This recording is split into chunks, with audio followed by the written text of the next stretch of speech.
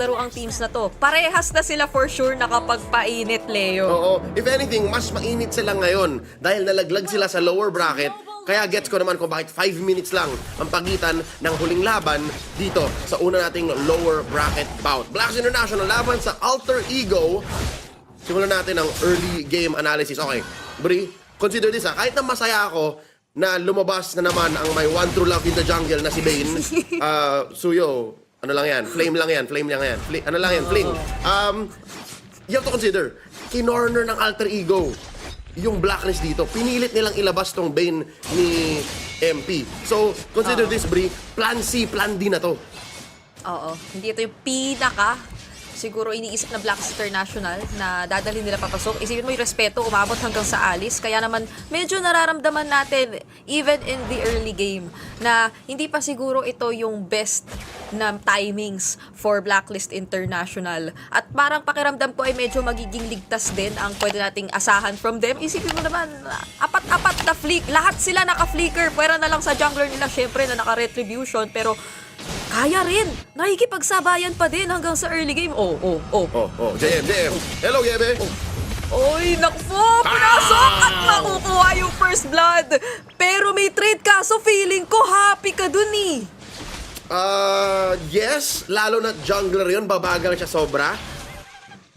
And this just shows na PH team here, one of the PH teams left, na nag-aantay na makapasok ng challenge finals. Okay, alam ng Blacklist yung pressure.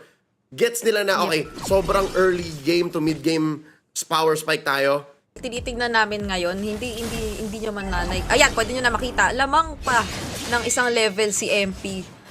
Or, syempre, malapit naman na rin si Gebe. So, yung pacing na nakikita natin dito, no, in terms of kung paano nila in-execute yung farming, pero dito magkakasubukan.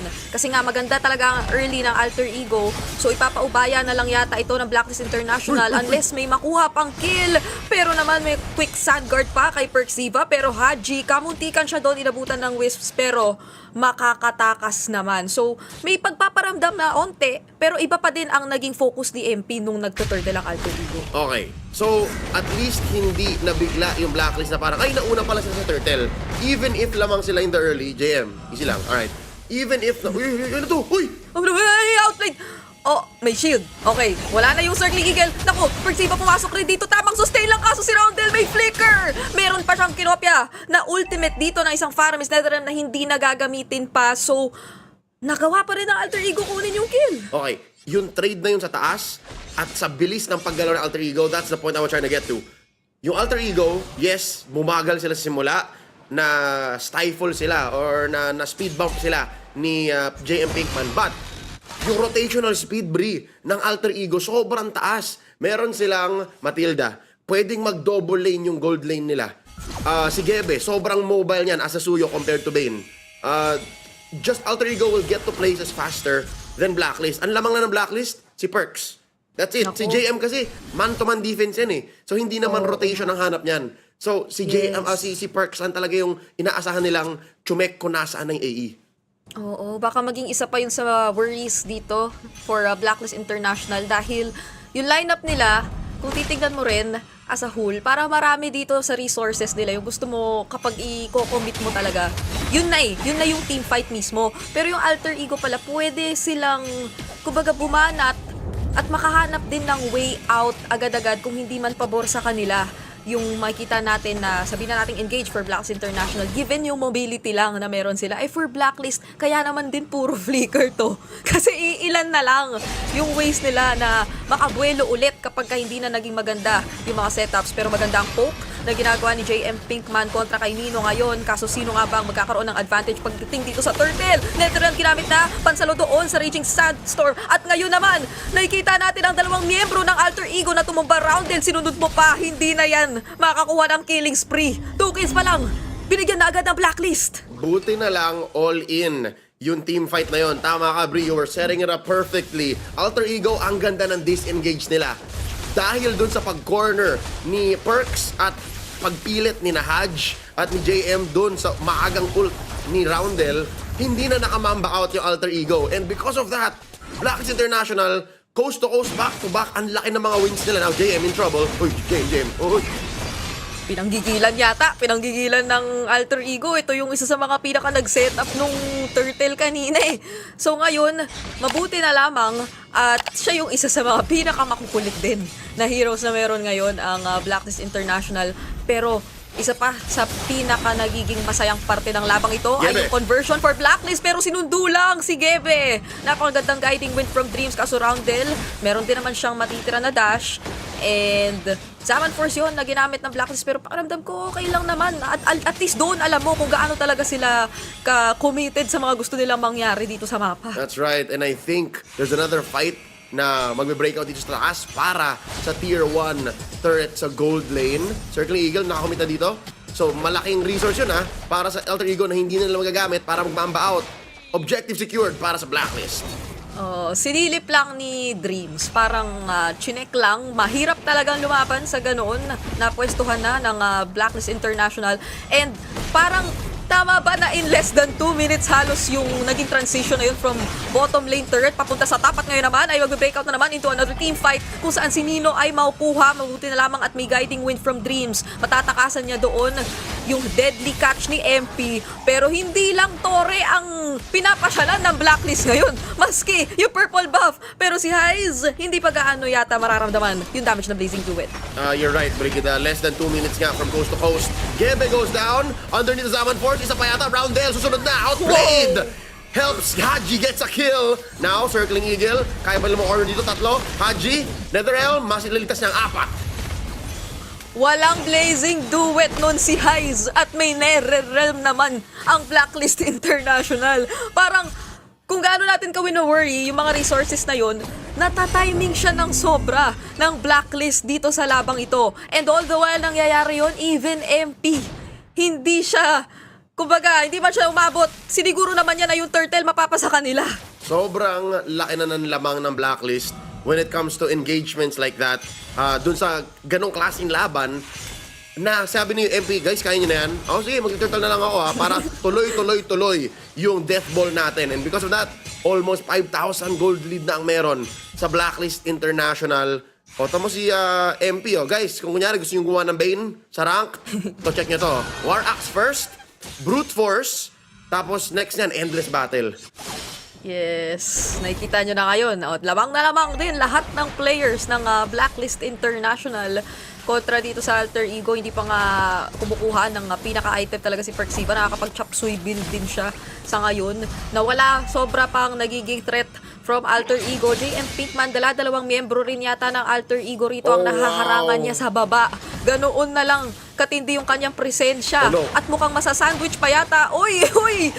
Hindi naman. Ano lang, nag-post lang si Perxiva. Kakaiba yun, ang pag-initiate ni Perks, quick sand guard. Para maprotektahan yung pagnakaw ng Blacklist yung sa purple ni Gebe. Interesting. Sobrang minute details ng mga rotations na to. Pero yan yung mga galawan na parang, yun lang yung gusto ko ng Black. Now, JM Pinkman, 4 to, Oy, 4 na yan. Pero flicker lang ang ipapansagot dito ni JM Pinkman. At mabilis lamang din makakaakyat na naman si Perks. Eto, wala na siyang kahit anong ginagawa rito. Oy, pero wait lang. Ay, kamuntikan pa si Gebe. Nakatakas pa. Pero napakahirap nito. Lahat halos ng resources mo ay dinedenay ng sobra. Lamang na. Pati sa level si MP kontra sa kanya. Sobra. Blacklist International, I think, we just saw in the last item check, roll per roll, lamang na talaga. And even on the map, isa pa lang ang napupush ng Alter Ego and nawala na isa sa mga mainstays nila, yung rotational speed. Kahit na yung engagement speed, in-out, wala na rin. Zaman Force dito ginamit, ni outplayed, pang zone out lang. At secured the Banlord, slowly. Alright, Blacklist International in control. Feeling ko yun na yung isa sa mga indicators talaga. Yung kapag ka nasasabi mong yung gold laner na rin ang nakakapag-allot ng kanilang skills to zone out yung mga kalaban dito. Wala nang makakahawak dito kay Outplayed at this point. Perxiva, uy, dire-diretso lang. Kaso nga lang, kinapos yata kay Dreams, pero kay Gebe umabot naman, kaso meron siyang dash. At ngayon naman, nasa ilalim na ng Torre ang mga miyembro ng Blacklist International. Medyo delikado yata, pero may Netherrealm. Magkabila ang Netherrealm. Pero yung Deadly Catch napakaganda, kaso hindi niya mahaharangan yung Blazing Duet ni Heiz. At ngayon si MP, may iwang mag-isa. Masusundan ba siya rito ng Blacklist? Kasi ang bilis namang gumalaw. Ang bilis nung pusit. At may round 2 pa yata.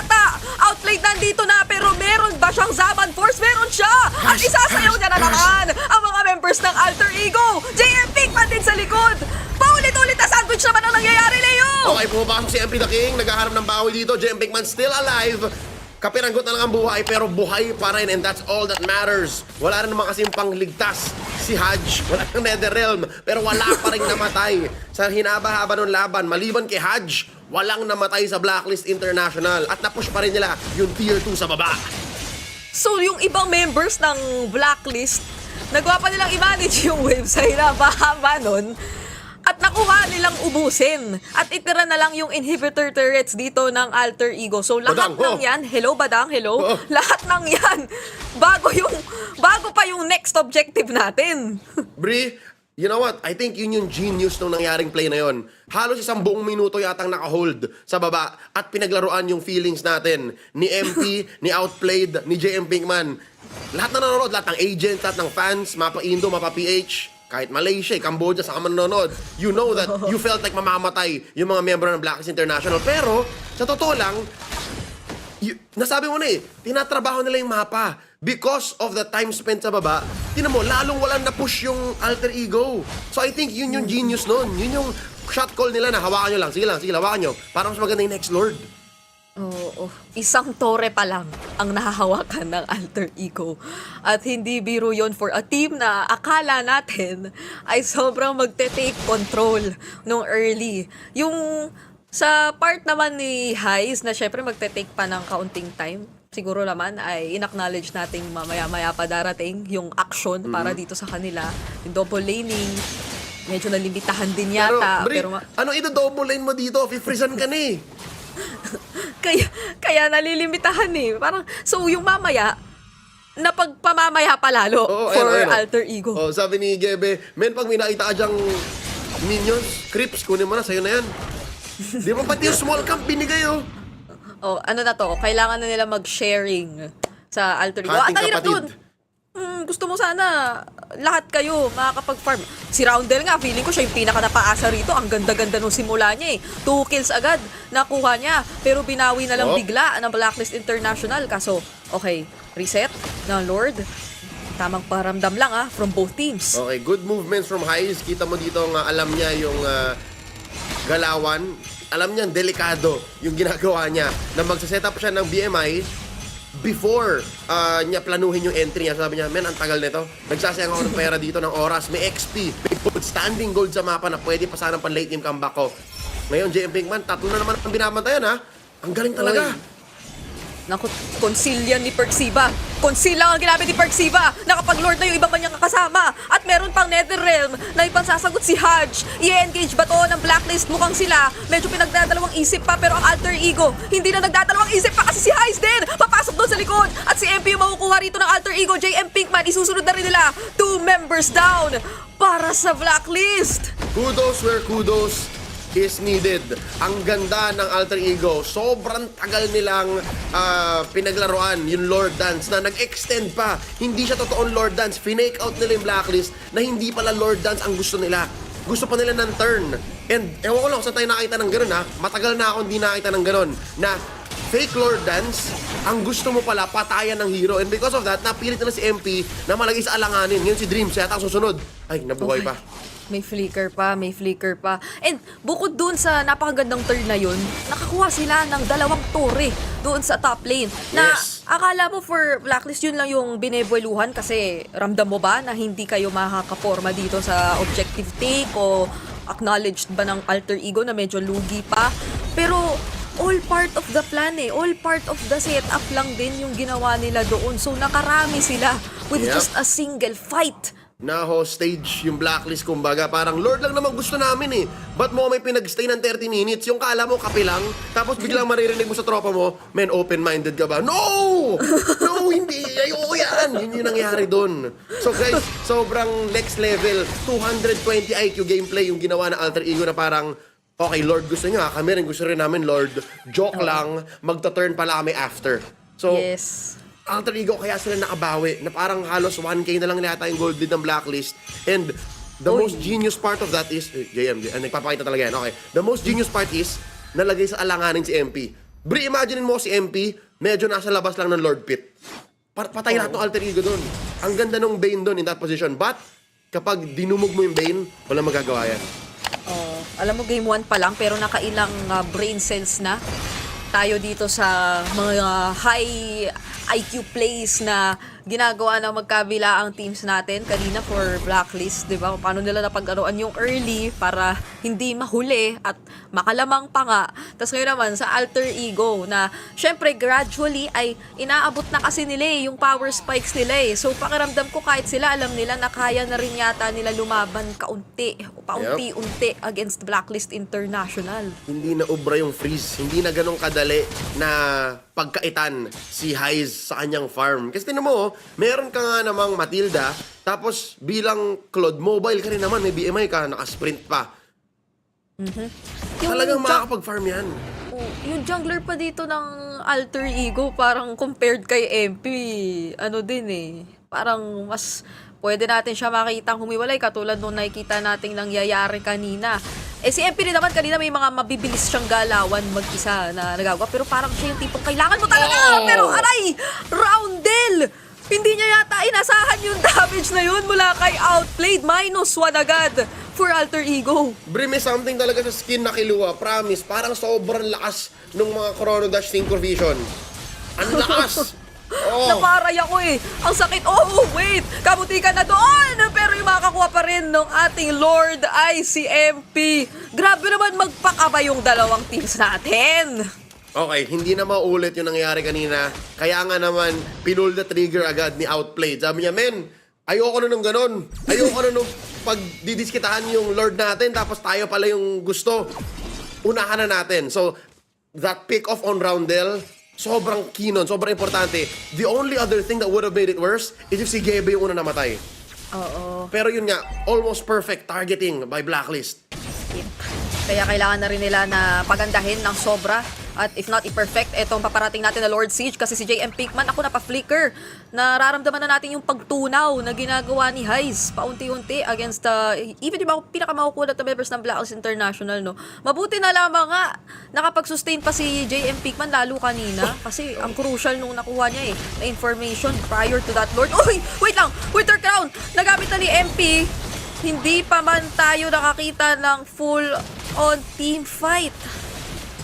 Okay lang yun. I think the fact that rene-respeto ng Blacklist yung burst potential ng Alter Ego, even if wala naman yun sa damage profile nila, means rene-respeto ng Blacklist yung potential na makambak. So, they're saving it up for this Lord, and right now, pumapasok sa start ng base ng Alter Ego. Uy! Napakarami atang nasaktuhan dito ni Nino at makaka-killing spree siya kay Outplayed pa! Netherrealm magagamit na nga din dito kaso naipit na sina Hudge, naipit na sina MP at ngayon hinahabol na nga si Hudge. Buti na lamang at may flicker pa siya pero 3 na lang silang members ng Blacklist. Nakapagdepensa doon ang Alter Ego! Nako po! Blacklist takbo! Hinahabol pa rin kayo ni Dreams! The Indonesian Nightmare! Want to take you down! Okay, so safe. Buti na lang. May Shadow Stampede na akalos sa tapader. And nangyari na naman. Okay. Hindi ko alam kung saan nanggaling yung damage.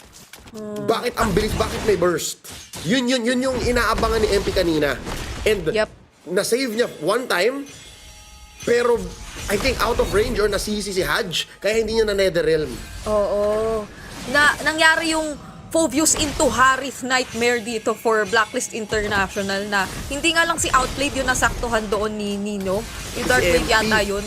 Dalawa sila So napook na sila ng sobra kahit parang gusto mo sana kung ikaw yung Blacklist, medyo pepwesto ka na for that Lord Siege. So siguro at this point, pwede mo na i-expect din for Alter Ego na hindi na sila sobrang manghihinayang. Baka mangyari na yung talagang maski sisimulan na ni Nino, papasok na talaga si Dreams na mala all in tapos alam nilang kaya nang i-follow up ng ibang members nila yung damage. Okay. So, kung sinusundan natin yung pattern ng game na to, 20 minutes in, parang palitan siya May isang team, may move, tapos babalikan.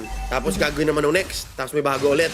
So, this means, kung yung Alter Ego nag-comeback dun sa loob ng base nila sa bottom lane, Blacklist naman ngayon matututo na, okay, we cannot pick off Roundel anymore. Nabanggit mo na, Bri, feeling ko dapat si Nino muna, maybe frontliner muna ang tanggalin para hindi madumog yung course ng Blacklist.